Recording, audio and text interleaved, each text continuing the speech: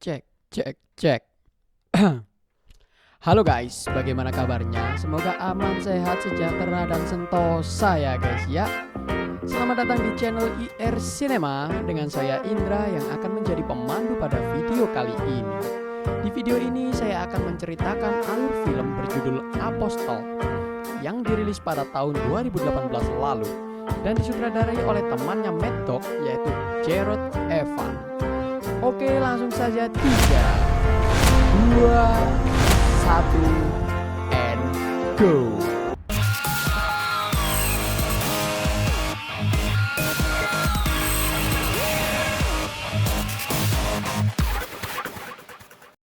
Cerita akan dibuka dengan pemandangan padang dan sungai yang sangatlah estetik.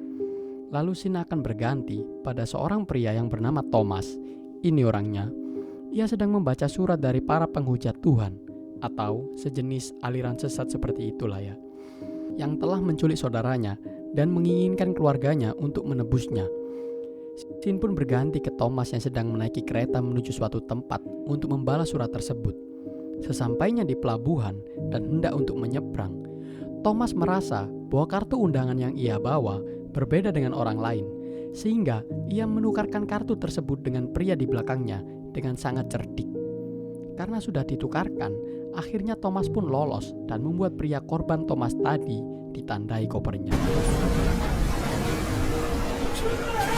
Setelah menaiki perahu dan sampai di tempat tujuan yang bernama Aristen, ternyata tempat tersebut sangatlah estetik dan cocok untuk anak-anak senja. Sesampainya di sana, mereka pun langsung diabsen dan mendapatkan wadah toples serta kamar masing-masing. Di dalam kamar tersebut ada sebuah kitab suci yang ditulis oleh nabi mereka, yaitu Nabi Makom, Bapak Aristen. Anjay, baru nabinya. Setelah itu, diadakanlah sebuah khutbah di gereja setempat yang dipimpin oleh Makom itu sendiri. Ini orangnya. Di tengah khutbah tersebut, ada seorang wanita tua yang tiba-tiba lewat di jendela.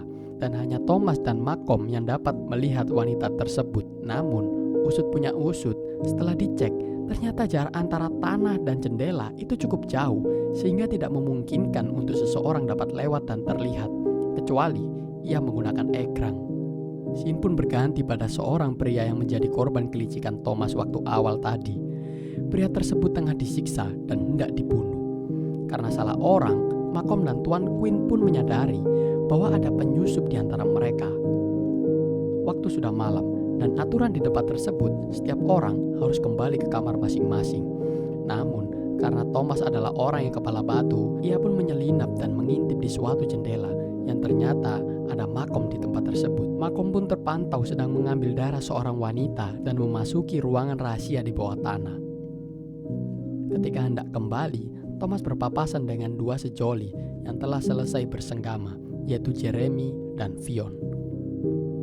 Ketika hendak masuk ke kamarnya, ia menyadari bahwa ada darah di dalam toples yang diletakkan di depan kamar masing-masing. Karena Thomas tidak ingin memberikan darahnya, akhirnya ia pun memilih untuk menuangkan darah orang lain ke toplesnya. Namun, ia tetap saja harus meneteskan darah karena kunci untuk membuka pintu ternyata ada kail sehingga membuat tangannya terluka. Aneh-aneh kunci. Scene pun berpindah pada Makom yang memasuki rumah tua yang terlihat menyeramkan. Masih belum dijelaskan mengapa ia memasuki rumah tersebut. Pagi hari pun tiba. Thomas dihampiri oleh Jeremy dan ia pun memastikan bahwa Thomas tidak akan membocorkan kejadian pada malam kemarin. Sebenarnya Thomas tidak peduli dengan apa yang dilakukan Jeremy dan Fionn. Namun ia melihat kesempatan di balik kesempitan, sehingga ia menyuruh Jeremy untuk membantu Thomas mencari saudara perempuannya. Jika tidak, maka Thomas akan membocorkan kejadian pada malam itu.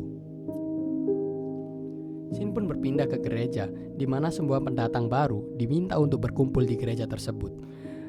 Ternyata, Makom mengumpulkan mereka karena ingin mengetahui siapakah penyusup di antara mereka. Mereka pun dites dengan menyebutkan ayat di kitab suci mereka dan dipandu oleh Makom seperti acara Hafiz Cilik di RCTI. Melihat hal tersebut, Thomas pun bersiap untuk membela diri karena tentu saja ia tidak hafal dengan isi kitab tersebut. Jangankan untuk hafal, untuk peduli saja tidak. Tak disangka, ternyata pria di samping Thomas juga penyusup dari kerajaan, sehingga ia langsung menyerang Makom Thomas pun refleks untuk mengadangnya dan membuatnya terkena luka sayat. Melihat kejadian tersebut, pengawal makom langsung menombak pria tersebut hingga membuatnya tewas di tempat. Trot, makom dan pengikutnya langsung menyelamatkan Thomas dan membawanya ke dokter setempat, atau lebih cocok disebut mantri, agar Thomas mendapatkan perawatan. Karena telah berusaha menghentikan penyusup tersebut, Thomas pun mendapatkan respek dari makom. Respek kan? Malam hari pun tiba. Terlihat makom yang menyandera saudara dari Thomas, yaitu Jennifer, dan membawanya ke lapangan yang dapat dilihat oleh semua orang melalui jendela masing-masing. Makom mengancam akan membunuh Jennifer jika penyusup yang makom cari tidak kunjung keluar. Karena tidak mendapatkan respon sama sekali, makom pun mengikat Jennifer di tengah lapangan hingga hari eksekusi. Melihat kejadian tersebut membuat Thomas menjadi emosional. Namun, ia tetap pada rencana awal, yaitu tidak ingin menyerahkan uang dan membawa Jennifer dengan senyap. Keesokan malamnya, ada pesta yang digelar di desa tersebut. Di tengah pesta, Thomas pun memilih untuk menyusup ke ruang bawah tanah yang dimasuki oleh makom beberapa hari yang lalu. Di waktu yang sama, makom melakukan penggeledahan di setiap kamar penghuni baru, dan ditemukan bahwa selama ini Thomas adalah penyusup yang mereka cari. Di waktu yang tidak tepat menurut penonton tapi tepat menurut skrip, makom pun melihat ada cahaya di ruang bawah tanah dan ia menyadari bahwa itu pasti Thomas. Ia pun memberitakan anak buahnya untuk mengejar Thomas, sementara ia menunggu di sisi lainnya dari lorong tersebut, yaitu rumah tua yang diperlihatkan waktu itu. Thomas pun menyadari bahwa ia tengah terpojok. Di tengah tapi terpojok. Pokok intinya buntu lah ya. Tak ada pilihan lain. Thomas pun memasuki sebuah sumur pada lorong tersebut. Ternyata sumur tersebut berisi darah. Dalam sumur tersebut tiba-tiba ada nenek-nenek yang muncul dan mengejar Thomas. Kejadian ini sangatlah menegangkan. Thomas pun terus menghindari nenek tersebut hingga sampai di ujung sumur, yaitu menembus sebuah gua. Ketika berada di gua, Thomas pun didatangi oleh Andrea yang merupakan anak dari makom. Ia pun membawakan Thomas baju kering untuk membantunya. Scene pun berganti ke Fionn. Fionn pun tengah hamil karena persenggamaannya dengan Jeremy waktu itu. Tuan Quinn, ayah dari Fionn, sangatlah marah melihat kejadian tersebut. Ia pun dengan nekat akan menggugurkan kandungannya dengan sadis, yaitu menggunakan belati, yang tentu saja itu akan membunuh Fionn. Jeremy yang melihat kejadian tersebut pun langsung tidak terima dan hendak membunuh Tuan Quinn. Tuan Quinn pun tentu saja kewalahan dan membuat lehernya terluka karena merasa akan kalah dengan Jeremy yang masih sangat lincah mengingat ia masih memiliki semangat muda. Membuat Tuan Quinn keluar dan memfitnah Jeremy telah membunuh putrinya dan akan membunuhnya juga. Fitnah lebih kejam karena Tuan Quinn merupakan orang terpandang di desa ini, membuat semua orang percaya padanya dan Jeremy harus dihukum pada saat itu juga. Jeremy pun lari menghindari orang-orang dari Tuan Quinn hingga ia bertemu dengan Thomas dan Andrea di persembunyiannya dan tertangkap di tempat tersebut. Jeremy pun dihukum dan dilihat oleh semua warga desa. Kepala Jeremy pun dibor dengan bor yang masih menggunakan teknologi pesawat sederhana itu pun kepala Jeremy langsung bolong dan membuatnya tewas seketika. Malcolm dan Frank selaku ayah Jeremy pun datang dan tentunya ia tidak menyetujui tindakan tersebut. Namun Tuan Quinn malah menyebut bahwa Malcolm adalah nabi palsu karena ia pengecut dan tidak bisa mengambil keputusan. Malcolm pun ditahan untuk membunuh Thomas yang dianggap telah mengacaukan desa. Tiba-tiba Frank menembak Tuan Quinn yang sangat disayangkan. Tembakan tersebut meleset. Melihat kejadian yang mulai chaos, Thomas pun melawan dan dapat melarikan diri. Berkat arahan dari sutradara, Frank dan Thomas berlari ke tempat yang sama, yaitu menuju rumah tua yang menyeramkan pada waktu itu. Frank pun harus mati karena ditembak oleh penjaga Dewi Pulau di rumah tua tersebut. Melihat kejadian itu, Thomas pun bersembunyi di dalam rumah tersebut. Ternyata di dalam rumah tersebut ada Dewi Pulau yang sedang terikat di akar pohon. Usut punya usut, ternyata Dewi Pulau adalah wanita sakti. Ketika ia diberi minum darah, ia dapat membuat pulau tersebut subur seketika. Di dalam rumah tersebut, Thomas menemukan Jennifer yang sedang terikat di dalam karung goni. Namun, Nasib sial menimpanya, ia harus tertangkap dan dipukul oleh penjaga Dewi Pulau hingga membuatnya pingsan. Ketika siuman, Thomas mendapati bahwa dirinya sudah terikat dan hendak digiling oleh penjaga Dewi Pulau.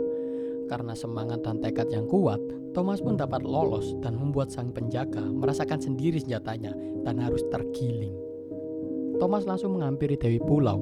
Sang Dewi pun menunjukkan asal-usulnya kepada Thomas bahwa ia selama ini dimanfaatkan oleh Tuan Queen dan Malcolm serta terus dipaksa untuk meminum darah agar pulau tersebut dapat subur. Sang Dewi pun meminta Thomas untuk menyelamatkannya dengan cara membakarnya hidup-hidup. Akibat Dewi Pulau yang terbakar membuat seluruh pulau terbakar dan tentu saja rumah-rumah warga juga ikut terbakar. Tuan Queen yang sedang menyandra Andrea dan Jennifer pun menyadari bahwa desa mereka mengalami kebakaran dan hendak melarikan diri. Namun, langkahnya dihentikan oleh Thomas dan langsung menyerangnya. Kemenangan pun tentu diraih oleh Thomas karena ia protagonis utama. Akan tetapi, ia harus terluka parah karena beberapa kali mendapatkan tikaman dari Tuan Queen. Andrea, Jennifer, dan Thomas pun berlari hendak meninggalkan pulau. Namun, di tengah perjalanan, Thomas sudah tidak kuat untuk berjalan, sehingga ia mempersilahkan Andrea dan Jennifer untuk melarikan diri tanpa dia. Keren. Ketika berada di perahu, Andrea dan Jennifer terkejut karena tebing di belakangnya meledak dan mengeluarkan darah seperti sungai yang mengalir.